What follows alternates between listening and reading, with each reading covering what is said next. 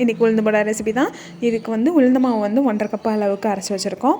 ஊற வச்சு அரைச்சது தான். அது கூடயே வந்து 1/2 கப் அளவுக்கு பச்சரிசி ஆட் பண்ணி அரைச்சிருக்கோம். தேங்காய் ஆட் பண்ணிட்டு கருவேப்பிலை, கொத்தமல்லி, இஞ்சி லைட்டாக ஆட் பண்ணிட்டு அதுக்கப்புறமா ஃபைனாக சாப் பண்ண ஆனியன்ஸ், அப்புறமா பெப்பர், இது எல்லாத்தையும் ஆட் பண்ணி நல்லா ஒரு மிக்ஸ் விட்டுட்டு அதை வந்து அடுப்பில் போட்டு எடுத்துட வேண்டியதான். எதுக்காக நம்ம அரிசி ஆட் பண்ணுறோன்னா அப்போ தான் கொஞ்சமாவது நல்லா போண்டா வந்து கிறிஸ்பியாக வரும். அதுக்காக ஆட் பண்ணுறது தான்.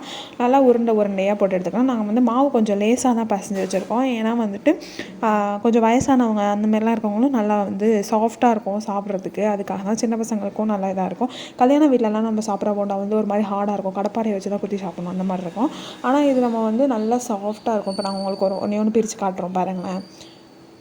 உள்ளே அப்படியே அவ்வளோ சாஃப்டாக இருக்கும். நல்லா வெந்திருக்கும் ஸ்பான்ச்சியாக. இது நாங்கள் இன்றைக்கி வந்து சாப்பாடுக்காக தான் செஞ்சுருந்தோம். ஆனால் நீங்கள் வந்து இதை வந்து சட்னி அரைச்சி ஈவினிங் ஸ்நாக்காகவும் செஞ்சு ட்ரை பண்ணலாம். பாய்.